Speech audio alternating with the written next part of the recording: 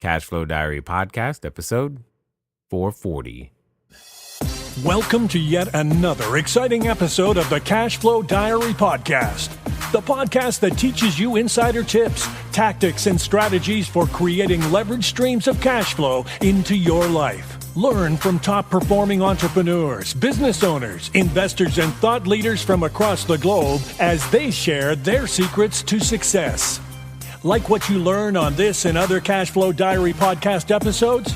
Go to learninvestingnow.com and sign up to receive powerful tips and information that will help you succeed as an entrepreneur and investor. Now, here's your host, investor, entrepreneur, business owner, educator, speaker, author, and master facilitator of Robert Kiyosaki's cash flow game, Jay Massey. All right, ladies and gentlemen, welcome to another episode of the Cashflow Diary Podcast. I'm your host, Jay Massey, and I'm glad that you're here today because at the end of the day, there's a number of you who I know are listening. You're listening right now and wondering, where do I fit in? If you're anything like me, it took you a long time to realize that you made a horrible employee. The only thing you know is, well, the way things work today doesn't really work for me. What I mean by that? You went to school, you got maybe good grades or not, but you just know that system feels instinctively broken. Or you've been there such a long time, you're like, I am so ready for something new. And here's the challenge. You're not living your true genius and or potential. And what it comes down to is you're wondering, what is next? More importantly, what's next for me? And is it out there? Well, I think it is. And the challenge is discovering how to actually do it. It's what businesses call the pivot, right? So how do you do it when you're in that position? And I think today's guest is in a perfect position to help you and I learn a ton more about how we can actually do that, because he himself has pivoted more than once and, more importantly, has written a book about it. Love Your Work, 4 practical ways you can pivot to your best career. I have with me Mr. Robert Dickie III. He's the president of Crown Financial Ministries and has served as a decorated Air Force officer, the CEO of an international company, and as the leader of several nonprofits. You're like, none of that's connected. That's the point. Lots of pivots. So hopefully you are ready to take some copious notes, to learn some things, and put something into action today as you listen to Robert Dickie. Bob, you there? I'm here, Jay. It's great to be with you today. I am glad that we are able to make the time. And first and foremost, let me say thank you for choosing to serve our country. Oh, it was an honor. I really enjoyed every minute of it. Probably one of the best decisions of my life. Yeah, I come from a military family myself. I never had the courage to do that, but I do business. That's awesome. So before we get too far down this thing, let me ask you the first question. I tend to ask everybody the first time that they're here. You ready? Yeah, absolutely. All right. I tend to look at today's entrepreneurs a lot like yesterday's superheroes. You know, Batman, Robin, Wonder Woman, etc. And I think entrepreneurs and superheroes have a ton of things in common, because I know occasionally as entrepreneurs, we can think of ourselves as flying around the city, maybe dressed in capes and tights and masks, saving our customers from themselves in various different ways, or providing quality products and services and saving the day. Mm-hmm. Also, like superheroes, entrepreneurs have a beginning.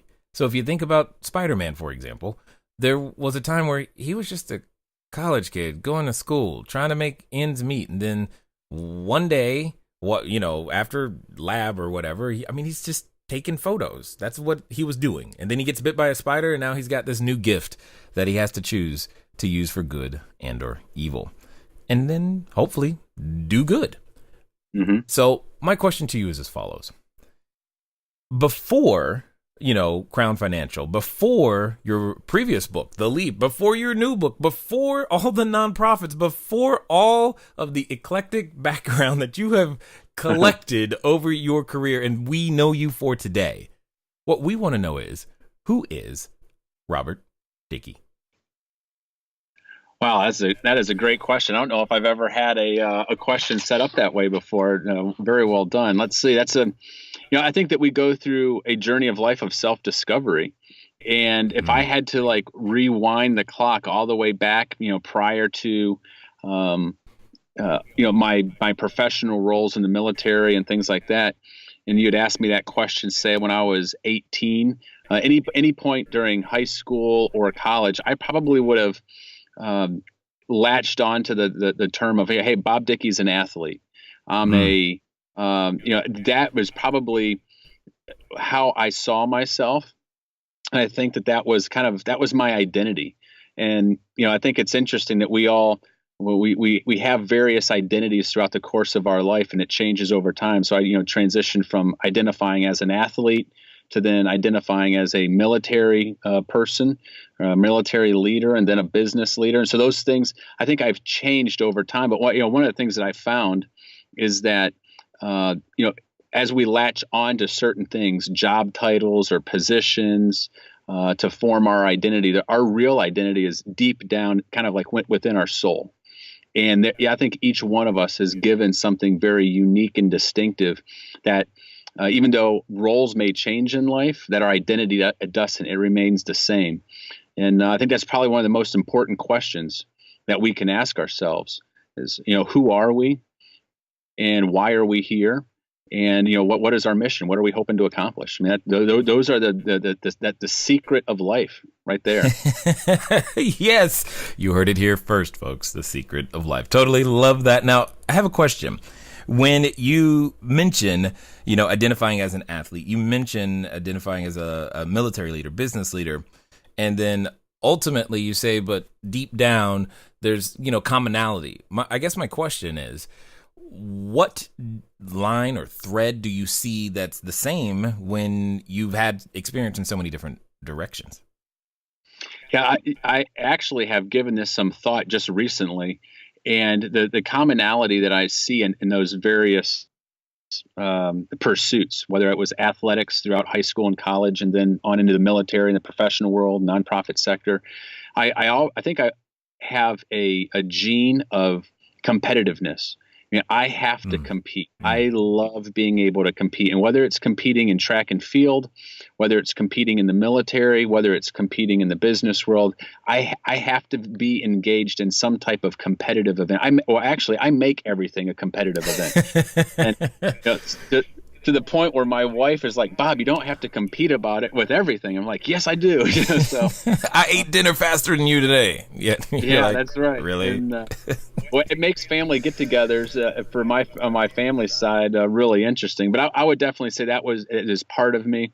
And the other part is I think I naturally gravitated to areas of leadership where I like to be in roles where I can lead, where I feel like I'm helping others, and where I'm able to influence.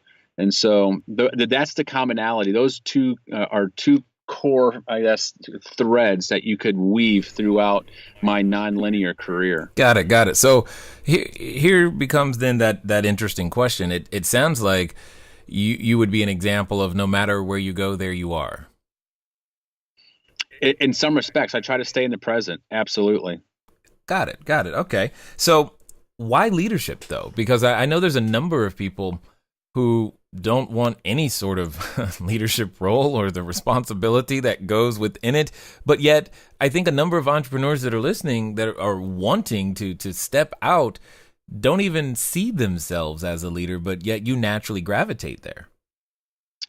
Yeah, I'm not sure why I naturally gravitated there. I don't know if it's maybe some God-given abilities or just how I was just uniquely designed. Something just deep in me. I always found myself kind of moving into those leadership roles. And one of the things that I think that you and I and others that are listening today will see is far too often there are people in the world around us who aspire to leadership roles for all the wrong reasons. They see the trappings of success. They see leaders that have certain benefits because of the leadership positions that they're in, but they don't see the underbelly of leadership. They don't see all the hardships, all the hard work, all the pain that can many times come with bearing those leadership burdens.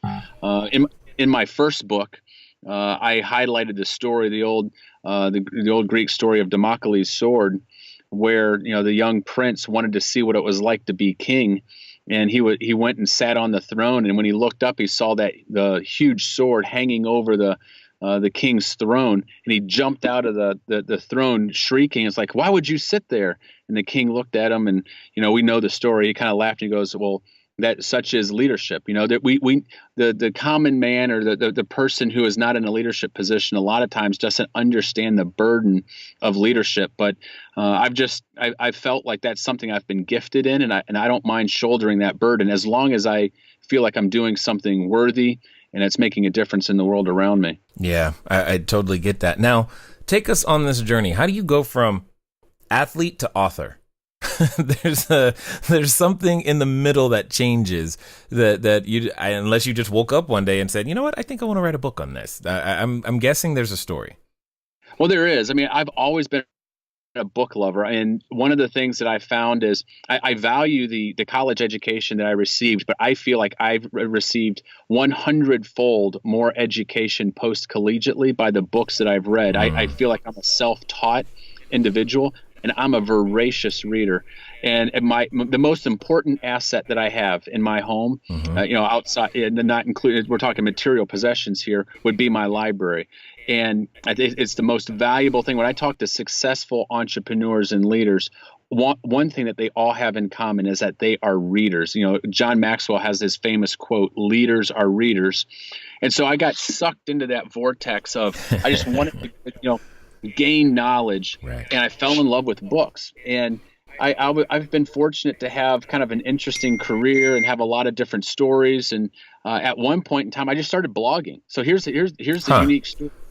I've had many friends who have written a book and tried to, get it produced or published.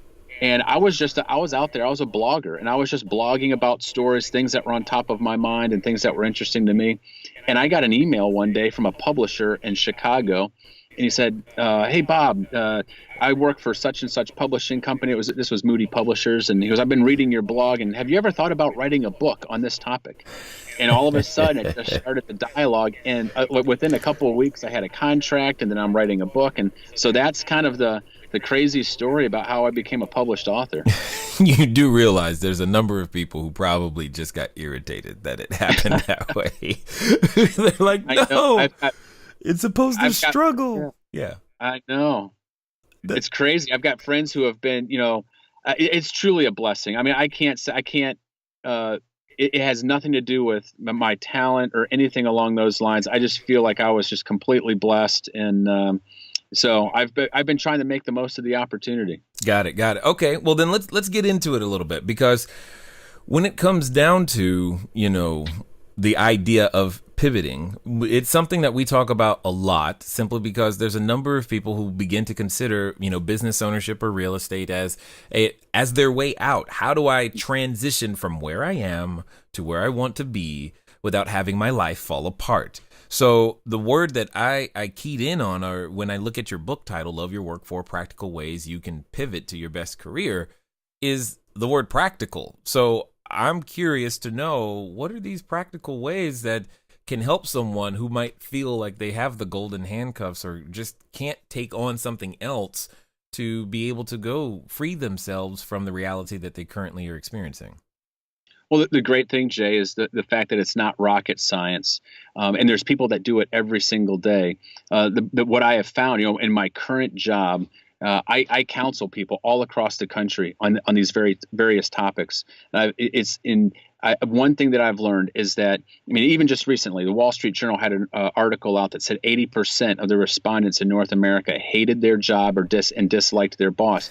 There's this sense where people are doing stuff that they don't like. They would want to do something different. They're not satisfied. They're looking for purpose in life, but they're scared. They're scared to make that leap. They're scared to make that transition. And what happens is fear will hold us back. And there's a lot of times people are waiting for everything to be perfect, for there to just be an immense amount of clarity. And that is never going to happen unless we take action. And so part of the practical application within the book is like, look, first of all, before we make a pivot, I've seen multiple people who have made pivots in their career thinking that they were chasing something that would make them happy or make them successful. They go through a whole bunch of work and effort. They get to this other career, and then they find out they're just as miserable. So the very first thing want to do. We don't want to waste any more of our life. We don't want to waste time doing something that's not going to bring happiness and fulfillment. So I tell people in the book, you first need to know yourself to be able to lead yourself. And part of that process is truly understanding what your unique God-given talents and skills and values and passions are. Once you understand that, I tell people, hey, I recommend taking a career direct assessment. It's one of the best tools and resources I've found to help people understand that. But once you know who you are and what ignites you and excites you, the passions that you have, then you can start to craft a plan. So the planning would be part 2. And that's where you get mentors and advisors, people to come alongside you and help and check your thinking. It's one of the most critical aspects of this process. I've seen multiple people, once again, who crafted a plan by themselves, thinking that they were going to be, happy with it, and only to find out again that they were disappointed. And when we have a group of advisors around us to help us, that's where we get a better level of thinking, and we're able to have better ideas. And then from there, it's kind of, we've got to be willing to take a leap into the unknown, to take that first step, even though there's not a lot of clarity. And what happens is with each successful step, we start to build momentum and we start to gain clarity. And then all of a sudden we start to see that path in front of us. And so those are some of the basic steps of being able to make that pivot, be able to make that transition in our career. Got it. Now, I think everybody was following right along with you, Bob. I think they were taking notes. I think they were excited. And then you said leap into the unknown. And then they're like, I think that's kind of what just happened there. But because there's this other, we'll call it school of thought, that I don't want to leap into the unknown. Not only do I not want to leap into the unknown, I'm going to research the unknown until it is all known. Then I will take action. What would you say to a person who finds themselves in that conundrum? Well, I would definitely caution folks and say, look, you don't want to just leap without a plan. You don't want to just have impetuous action. Or you want to have action that's intentionally designed. And so, but research and due diligence is definitely a part of intentional design. But the flip side of that coin is there's folks out there that will overanalyze and overthink to the point where they will never make even the very first step. They're waiting for perfection, and that never happens. Jay, you're an entrepreneur, so you know this. Entrepreneurs have to live, or they live constantly in states of high ambiguity, where there's just various aspects of where things are unknown. You have to have the courage to operate in those realms of ambiguity. Yes, you're going to have plans, and yes, we're going to do due diligence. But even with all of that, there's still a little bit of that unknown. And so that's what I'm talking about.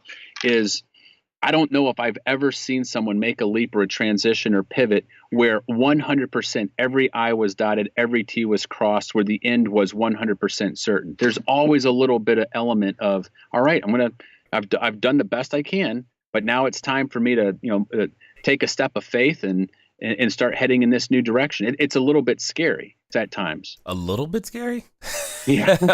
Wow, you had it easy then. Okay. Yeah. So, but that brings us to the point where I know a number of listeners are going, one, how do I know that I'm ready to take that leap? And then two, there's the, okay, do you honestly expect me to get comfortable with this free fall feeling? Like, is that never going to go away? And there's this person who's working diligently right now trying to make that feeling go away. What would you say to those two individuals? Hey guys, thanks for listening as always, and I'm glad that you continue to support with each and every download and subscription and share. One of the things that I want to ask you though is, where are you listening to me from right now? I know some of you, maybe you're on a treadmill, maybe you're washing dishes, maybe you're walking that dog, and some of you are actually in a vehicle driving right now. One of the fun things that you can do to get some of your time back is begin to living a car-free existence.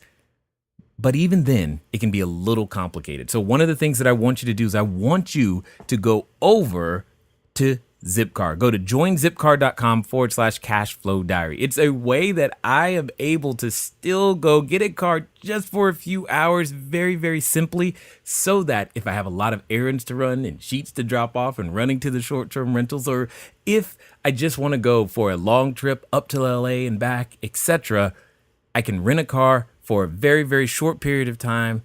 And the cool part is I don't even have to pay for any gas. Again, go to joinzipcar.com/cashflow diary.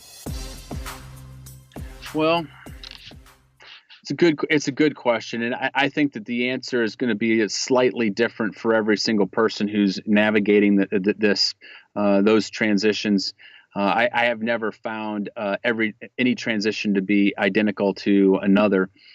We all have different risk tolerances, and it's a big difference. So if you're a young person who's single in their early 20s, that pivot and that transition is going to be a lot different from someone who might be married in their 40s or 50s with 4 or 5 kids, right? So there's different things to take into consideration.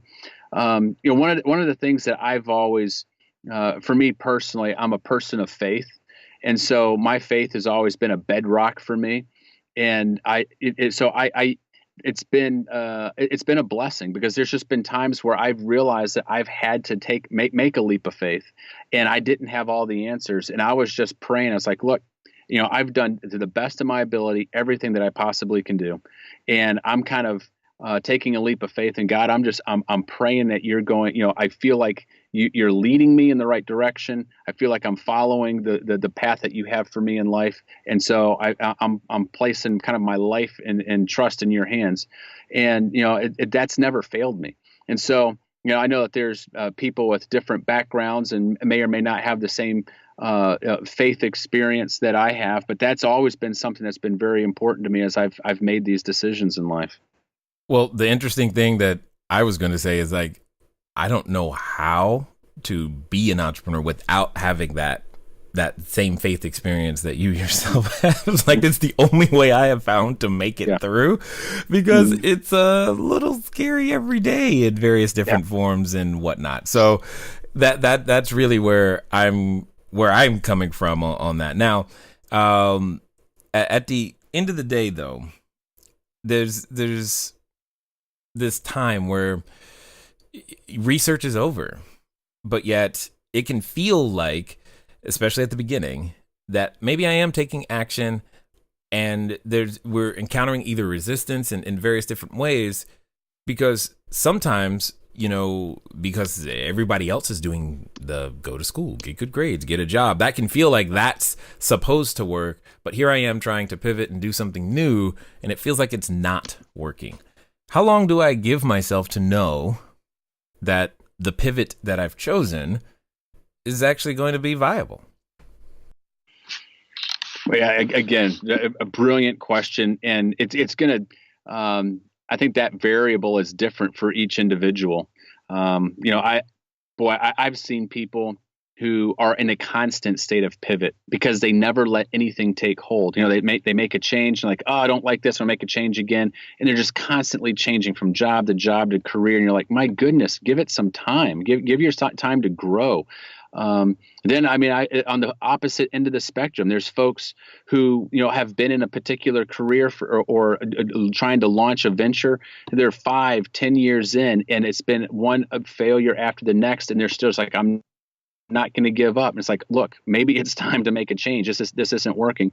So I think that this is where, for people who are in that boat, it's really important to have wise counsel and some mentors who can give you some perspective. Sometimes we get so myopic in the pursuit and that we lose sight of things that are happening around us. And when we have really wise counselors in our life who are able to look at what's going on from an angle, they see things differently than we do. They may be picking up on points or subtle clues that we may not.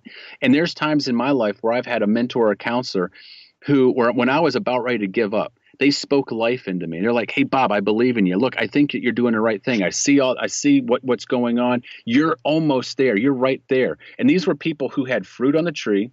These were people who had results, and I believed them.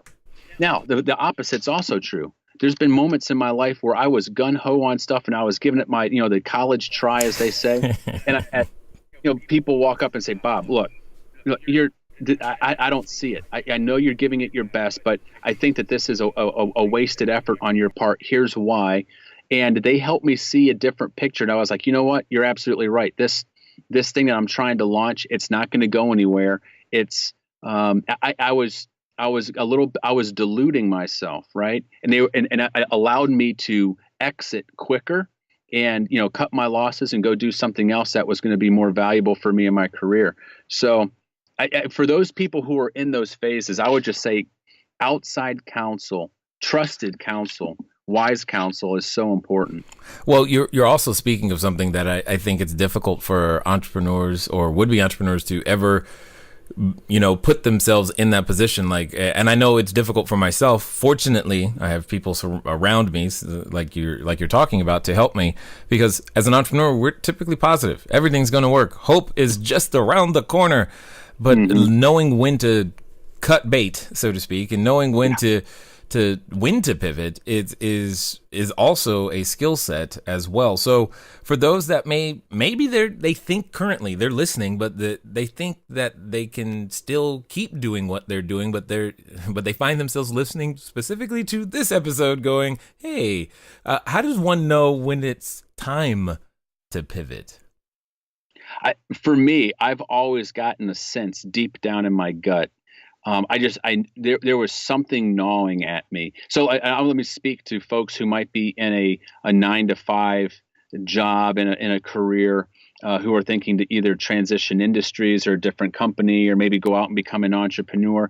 That for me, there's always been this welling up of there was a dissatisfaction, I didn't feel like I was connecting to my purpose, and that I was learning and advancing, and I was yearning for something more. I was itching for a new competition or something new to tackle. And as I've interviewed people around the country and have been in counseling others who are in similar situations, that's generally what's happening. It's welling up inside them. They're feeling it long before mentally they're kind of aware of it. And so I would just tell folks that might be listening today that, I think that you're going to feel it before you know it in your brain. It's just something that is moving inside of you. And so listen to it. I think, the old adage, your gut instincts, that's a figure of speech for a reason. We get these gut instincts that kind of move us, or we know it's like, hey, what's going on here? There's something real about that. That's true. That's true. Now, I want to talk with you for a moment about one of those, we'll call them myths, because that's exactly what it feels like when I hear people say it, because they're going, you know what, I see what I'm doing, I like what I'm doing, or I don't like what I'm doing, whatever it is, it's time for a change. And the reason I want to make the change, Bob, is because I want to have control over my schedule, and I won't have to work as much, and it's going to be easier if it's just me in control. Oh.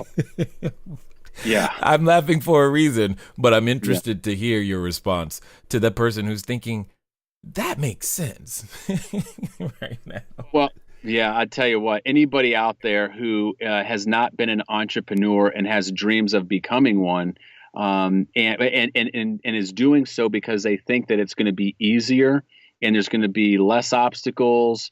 Talk about a myth. It is, because I tell you what, you and I both know this. Being an entrepreneur is one of the most rewarding things that you can do. Yes. Everything. Success and failure, you eat off of both plates every day, and sometimes simultaneously in the same meal.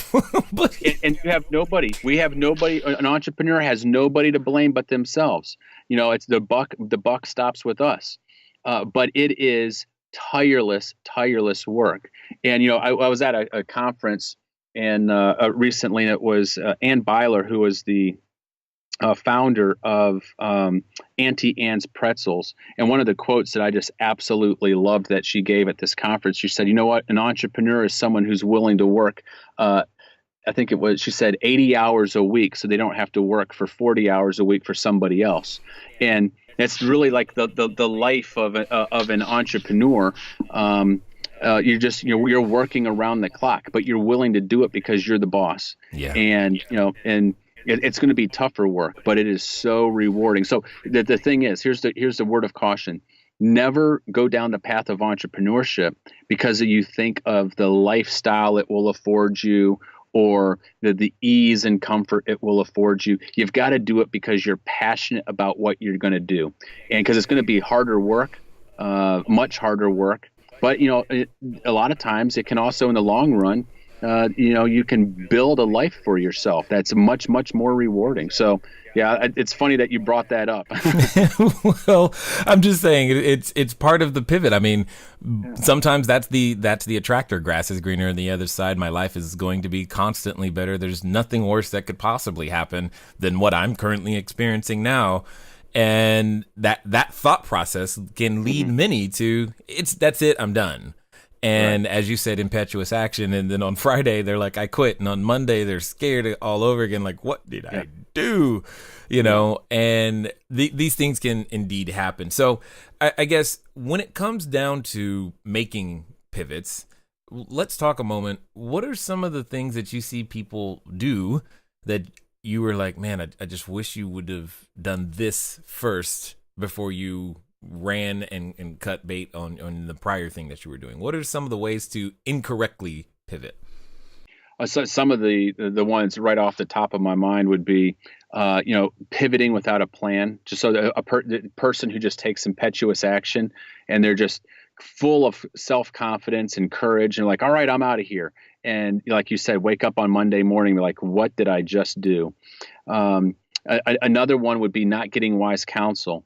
And specifically this, I've seen this happen multiple times, where an individual will make a career altering decision and if they're married or they have a significant other and they have not consulted their spouse or significant other in their life, that is a massive mistake.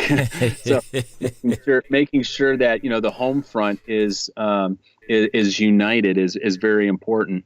Another one would just be not doing enough due diligence and not having a plan of action. Sometimes we've got a great idea, but we don't have the actual skill sets to execute on it. And so I'm a big fan of continual learning. I mean, I shared with you earlier, just I feel like I've gotten much more valuable education from being self-taught and reading than I even did when I was in college.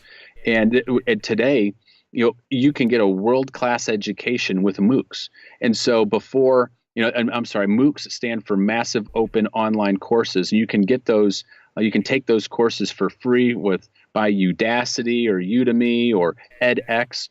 And I've seen entrepreneurs who are thinking about launching a business, and they first went out and said, you know what, I really don't have the skill set in finance or in accounting. And this is going to be really critical for me to be successful in this new endeavor. So they'll go out and they'll take a MOOC course, 6 to 12 weeks, and they'll start to hone up on the skill sets that they need to be successful. So I'm a huge fan of people making pivots and transitions in their life, but I want them to do it where they have the greatest opportunity for success. And so if there's areas where we need to gain extra skills, extra education, we need to go to a seminar and learn special ways in which we can navigate the new space that we're going to go into. I mean, let's do that first before we go take a big leap. Now you're speaking my language, because I love talking about skill sets.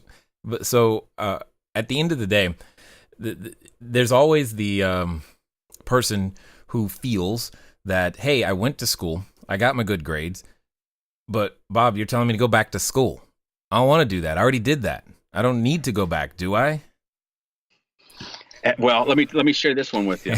So for a person who thinks that is in for a world of hurt. We have to be lifelong learners today. So I have a friend who is a professor at Harvard Business School, and he said the shelf life of a college education today is 3 years. Think about that.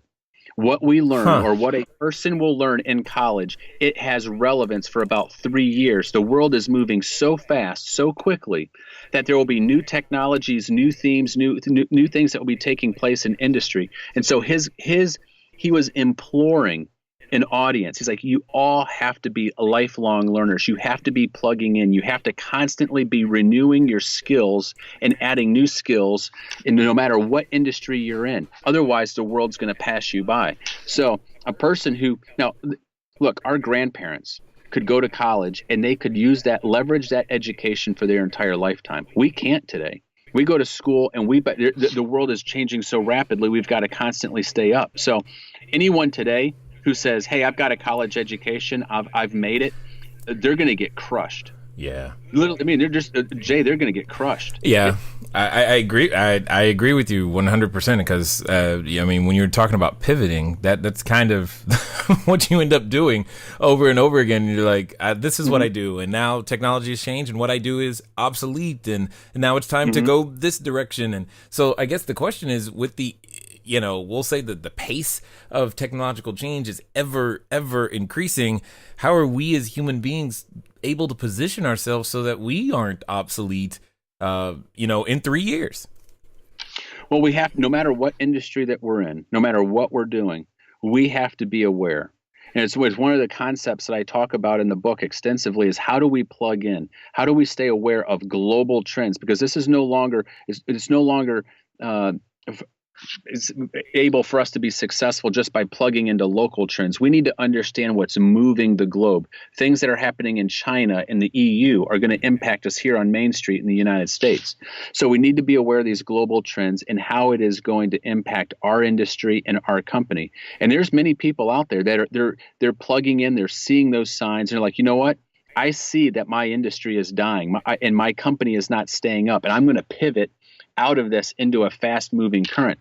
That's another thing I talk about. What are the new fast-moving currents in our global economy that we can plug into where we can have success for 10, 20 years? And one of my favorite stories, it was a Warren Buffett story that I highlight in the book. And he was at a investors meeting with one of his portfolio companies, and there was a young person who was in charge of a business unit, and they were kind of bemoaning the fact that they were really struggling to get 3, 4, 5% returns quarterly in this business unit. And Warren's comment to them was, well, why are you working so hard to get 3 and 4% return? Just shut the thing down and pivot. Go into a place where you can be getting, 15 or 20% returns with the same effort.